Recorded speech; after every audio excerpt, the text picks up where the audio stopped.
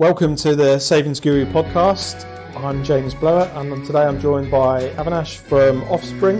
I don't know if you want to give yourself a little introduction and tell the listeners a little bit more about what Offspring is. Well, thanks, James. Great to be with you. Offspring is a platform that helps families save more effectively for their children. And over time, we want to be able to help families pass on wealth from one generation to the other. Offspring is based around a simple principle that families gift, and families gift across multiple generations, and they help their kids to get achieve the aspirations that they have set for them. But gifting is not necessarily easy or is not necessarily done in a very simple way using the technology that we have. So Offspring is a capability that allows families to gift and to save together to achieve the goals that they want to have to achieve for their children. I think one of the things that really struck me at first about it was, in a way, it's such a simple idea, but you think, well, why has nobody come up with this before? Because quite often you have children and the grandparents, aunties and uncles, mums and dad, they all want to give a bit of money, whether it's saving towards their education or saving towards buying them a computer or something. There's always something that we want to save for our children for. And this is fantastic in that it allows everyone to save into the same pot, but keeping some element of control over it. Yeah. So it's interesting you ask that question. We ask that question ourselves. I say, why aren't people doing this more often? I think that it's the technology that allows this kind of gifting across in a crowdfunding sort of way has become more available in the recent past. And I think that's part of why we haven't seen this kind of opportunity present itself in the past. You have seen it in the world of charitable giving. So you have the GoFundMes or the Just Givings of the world where this system operates. So what we have adapted is what the likes of the Just Giving have done, but applied it at a family level to achieve what it is that the families, the aunts, uncles, parents, grandparents want to do for their next generation. And then I guess the second thing is most banks and building societies are very focused on growing individual customer balances. They are now starting to think about how gifting or how money can be saved and transferred across generations. So again, from a timing perspective, it's now very relevant to a lot of the banks and the building societies and wealth managers to be entering into this space. So we think that we've created something that they could use, and we think we've got something that customers could use very simply. And I guess it's just a question of timing. Yeah. I guess the other thing that was interesting for me was that you've gone down the route of applying the technology to existing bank accounts. So there's no need for someone to open up a separate bank account with you. You overlay existing accounts that are in place. I'm really interested in what made you go down that route rather than, I'd say traditional route is most people like to own the product and own the kind of customer and everything bundled together, whereas you've owned the technology to deliver it. Yeah. So I think we need to step back and really see what we are trying to do. So Offspring's main mission or only mission is to help the next generation start life with a little less debt. And if you start from there, what we are focused on doing is helping families save more and come together and save more. If that is the context within which we operate, we then started to look at what it would take to create a bank or a building society type account or a wealth management account. And in reality, there are lots of great bank accounts, savings accounts, investment accounts that are out there. The challenge is not building an account. The challenge is to get people to save at a fundamental level. So we focused very much on the act of saving and the act of gifting, because that then allows us to build a better understanding of what customers are saving for, which will then be of relevance to the individual customer because it's a much more engaging way of saving and gifting. And for the banks, the building societies and the wealth managers, we believe this will give them a much better understanding of what their customers are saving for when it comes to that next generation and the wider family network. So that was the principle of what we started with. And fundamentally, we want to work with the banks, we want to work with the building societies, because we think we can solve a problem for them. So we want to collaborate with them rather than try to build another product that's out there, increase the choice, but then not solve the fundamental problem, which is people not saving enough. How's the banking community and building society community reacted to you when you've gone to speak to them? What's been the reaction you've had? So overwhelmingly, the interest level in the subject of saving for that next generation is extremely high. We are now in pilot with Nationwide Building Society, who are using Offspring to promote their concept of saving for the next generation and for children to their employees. So we know that this is a concept that organizations are very keen on. So we think that this is going to be a continuing trend in principle. We also know that there is a fundamental challenge that many of the banks, the building societies and the wealth managers have, which is that they've got typically an aging customer base, and they tend not to have that great a relationship across generations. So we think that this Offspring as a platform can help these banks and building societies and the wealth managers engage across the generations and families. And then that enables them to build a much stronger relationship with their customers, not just for now, but also in the future.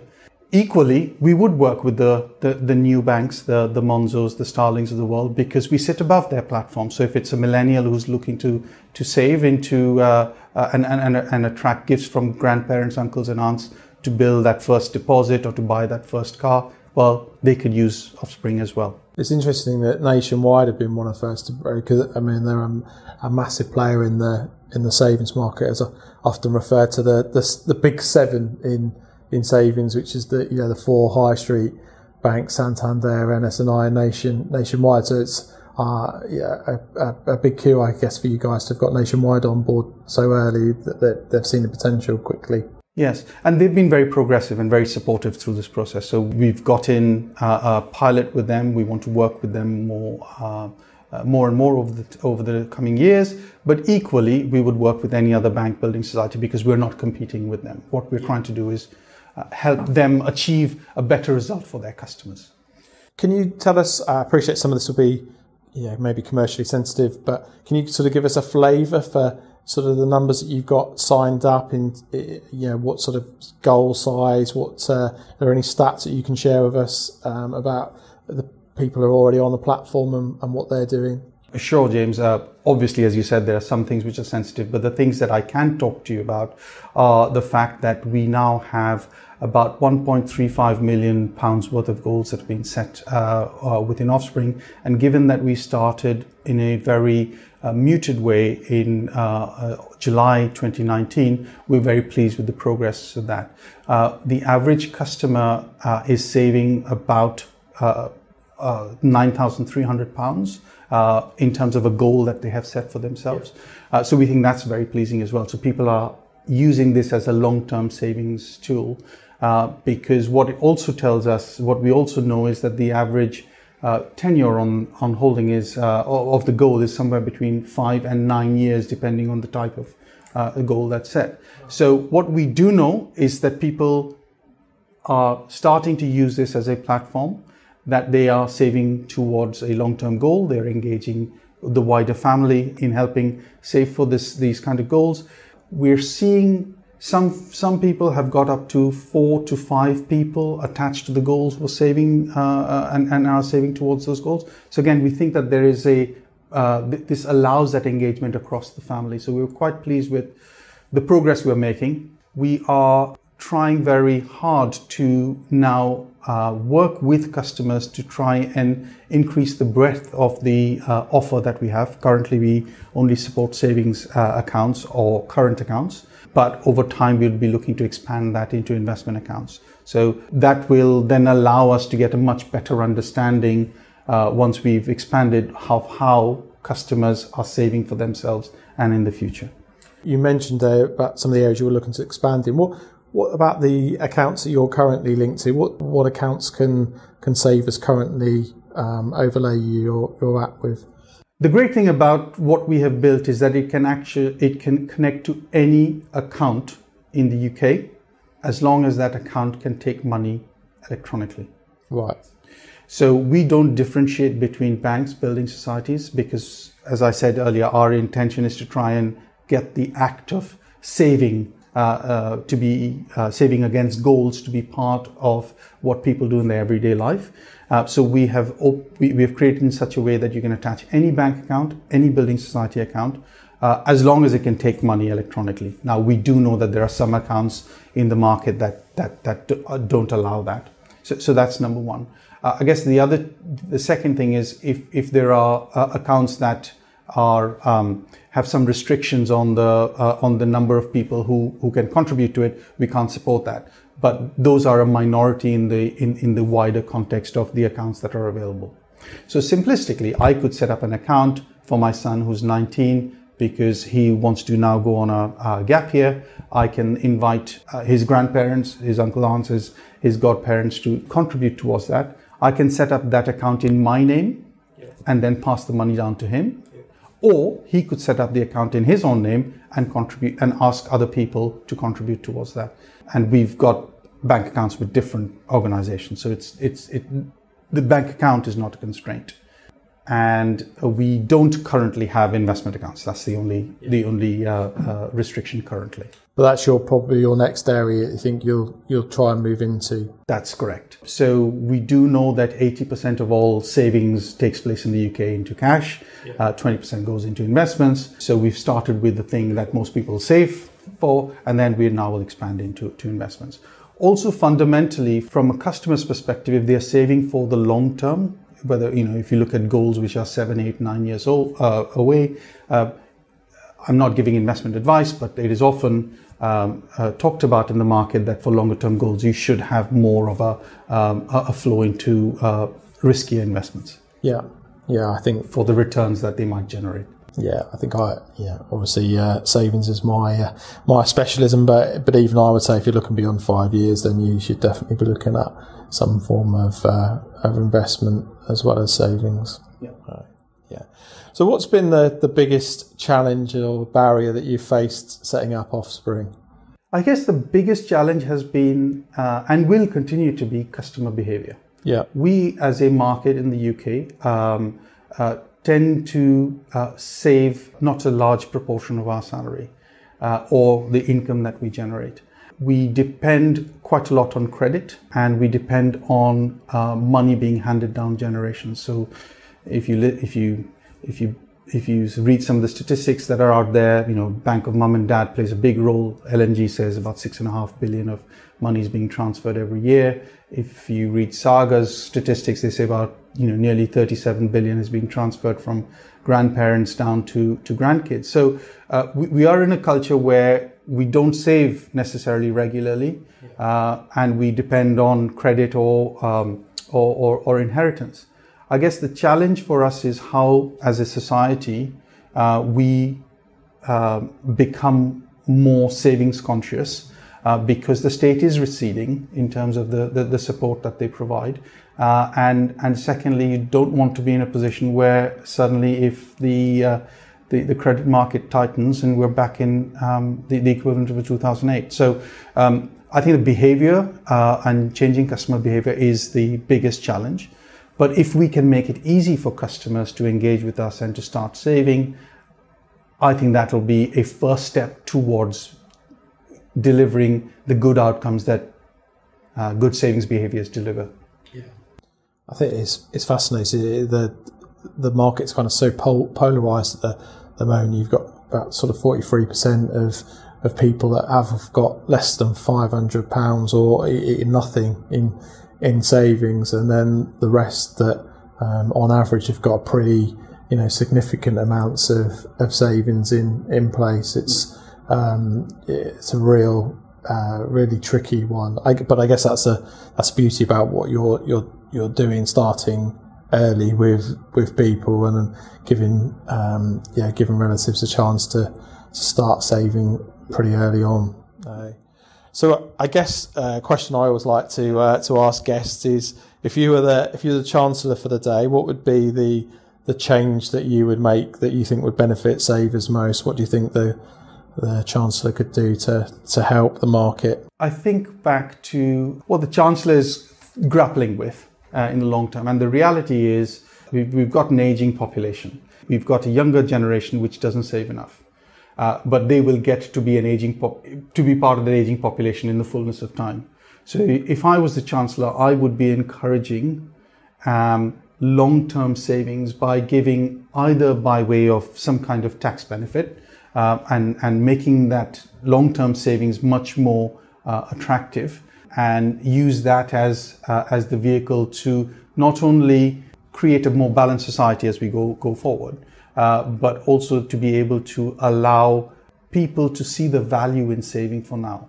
I guess the challenge is always when something is so far away, do people really start to think about something that's very far away by way of long-term savings? But if there is any mechanism that he can use to encourage people to save for 5, 7, 9 years, even if for the things and the goals that they've set for themselves, I think that would be a very, very good thing. There have been attempts at doing this in the past. I think the Child Trust Fund, for example, was a very good thing for that was introduced, leaving politics aside, as a fundamental principle of giving somebody at the age of 18 a starting point from which they could build from. That is that was a very good tool. That may be something that the Chancellor might want to consider again. I think there's probably so much going on in British politics that I'd like to see some changes and some intervention in the near future. I think we may have to wait a budget or two before the savings market comes on the radar for tackling. I guess I am in your camp on that one. Yeah, it's a tough one. Yeah, I think someone who's kind of grown up in this industry almost. It's been so much change. If you look back and think 2007, we hadn't had any new banks for 100 years, and now we've had over 20 new licenses. We've had a number of banks that have got variations of permission or have passported in or come in on international regulation. I think my last count was just under 50 new players in the savings market in the past decade. Where do you kind of see things going in the market? Do you think we'll see a continuation of the trend in new banks? And you talked about the difficulties of getting people to save for longer term, but the savings market continues to grow in size year on year. Do you think we'll see those sort of trends continue, or do you see things changing in the market?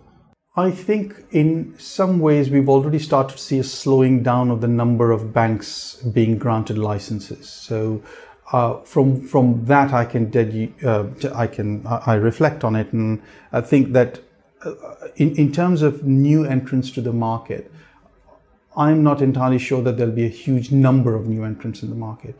What I think there will be going forward will be the ability to have different types of savings vehicles that people who are already in the market will bring to customers. So I think that trend of innovation in savings, and I use savings in the broadest sense of the term, not just cash. I think there's a lot of innovation that's going on in terms of trying to attract people to want to savings products. I guess the challenge with any savings or investment, or however you define it in the broader scheme of things, it comes back down to, are the customers behaving the right way in order for you to be able to achieve a sustainable business within a savings product or within a new savings bank that you create. So I think that challenge will continue to be there. In a low interest rate environment, it's very tricky to see how, without new innovation, you can grow that savings market. So I think there's be an element of innovation that will take place. I guess the next bit, which I think will be a good opportunity, is with the increase in the use of open banking technology. When it arrives in the savings market, I think it will create positive outcomes, particularly around how people can shop around for savings. So what what will then lead to is competition in the market, which will then deliver better outcomes, I think. So I'm not seeing immediately any great new trend other than the continuing trend of innovation that is taking place in the market. And I hope that continues, because that's good, A, for the market, but in terms of it's good for the consumers, and also B, it also allows organizations to experiment with how they can attract different types of customers into their books. So that's my view currently. It might change. Yeah. As depending on what outcomes we generate over the course of the next couple of years. I think we're going to see a peak out of new entrant banks this year and next. I think one of them may be a record year for new authorisations, but then I think we're going to see probably more a move towards consolidation. And then I agree with you. I think the interesting bit will be, does the API and open banking opportunity start to kick in, and we see some real innovation. I think there were some people who got very excited far too quickly on that. It's been a bit of a damp squib for them, but I think that the benefits are there. They were right in terms of the opportunity, but wrong in terms of the time. And I think that time is still to come, and that will be fascinating to see where that leads to. Yeah, but there was a famous person who I can't remember. I'm going to ascribe it to Bill Gates, but it's probably not Bill Gates. But who said that people tend to overestimate the impact of technology in the short term and underestimate the impact in the long term. Yeah. And I think you're absolutely right. Over the longer term, the technology change that is taking place within the world of financial services will drive very positive outcomes for customers. Yeah, I agree with you. Well, it's been fascinating talking to you today. Thank you. Thanks for coming in and doing this. If some of the listeners want to find out a bit more about Offspring, where's the best place to go? Well, look us up on www.offspringsavings.com. We're also available on the App Store and on the Google Play Store. Do come and have a look. We have got some interesting pointers around savings if you want to understand how you could save for the next generation, but also please download the app and use it freely with your friends and family. Hopefully they will help you achieve the goals that you want to achieve for yourself or your children quicker than you might do yourself. Brilliant, thank you. I love it. I think you've got a great little site going as well, with some really interesting information on too. So yeah, have a look. Thank you very much for your time, and I hope that we get some great feedback on this podcast. Thank you very much, James. It was great to be here. Cheers. Thank you.